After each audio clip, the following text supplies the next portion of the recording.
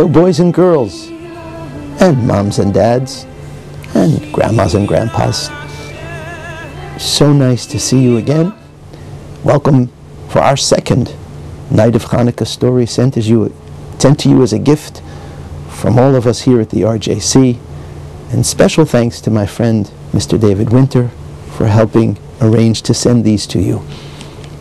Tonight's story is a story of a hero, but not just any hero. Maybe the greatest American hero, President George Washington. And the story takes place in the winter of 1777. It was a very long time ago. The story goes that General Washington was not having a very easy time in his war against the British for the independence of the 13 original colonies that became the United States. They didn't have much food, and they didn't have clothes or blankets for the soldiers.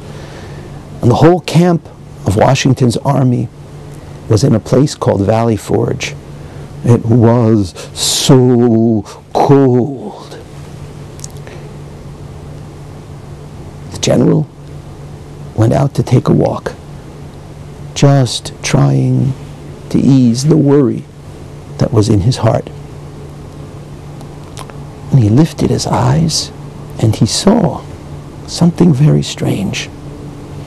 A little way outside the camp, on a little mound of snow, he saw a man standing and protecting two little candles from the wind. General Washington walked over to his soldier and he said, "Young man, what are you doing all the way out here? And why are you lighting these two little candles?" And the man said to him, "I am a Jew, and my father came from Germany for freedom in these colonies. And I've been in your army for 2 years, fighting for the freedom of our new country. Before I left for the war, my father gave me this lamp. It's called a menorah. And he told me that when Chanukah comes, you must light the lights of Chanukah, which remind us that God doesn't always give victory to the stronger army.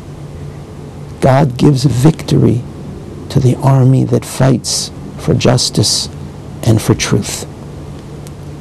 And he said, "You light your Chanukah candles, and God will also help the army of your General Washington."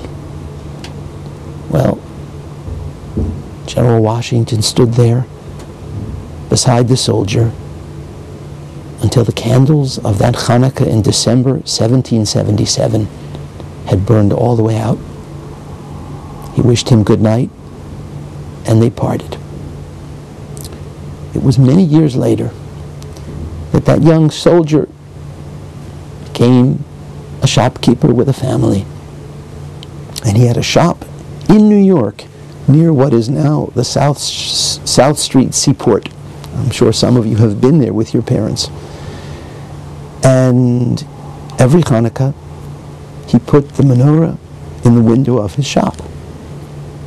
One day there was a knock on the door, and you can imagine his surprise when who walked in? But now President George Washington. He was stunned. President Washington put his hand on his shoulder and said, "I have been looking for you for years. You will never know what the story of your candles meant to me on that cold night in Valley Forge when I was filled with fear for the war that we had undertaken.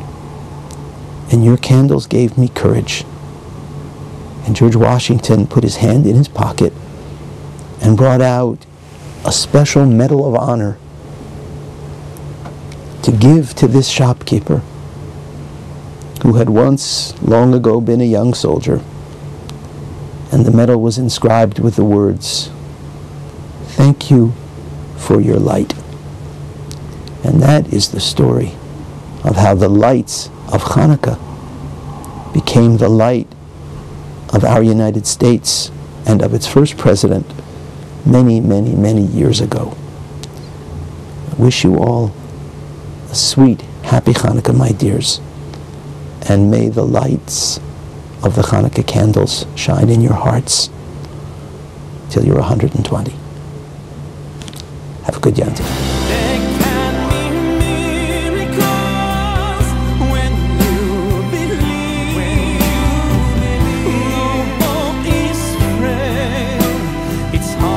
To kill.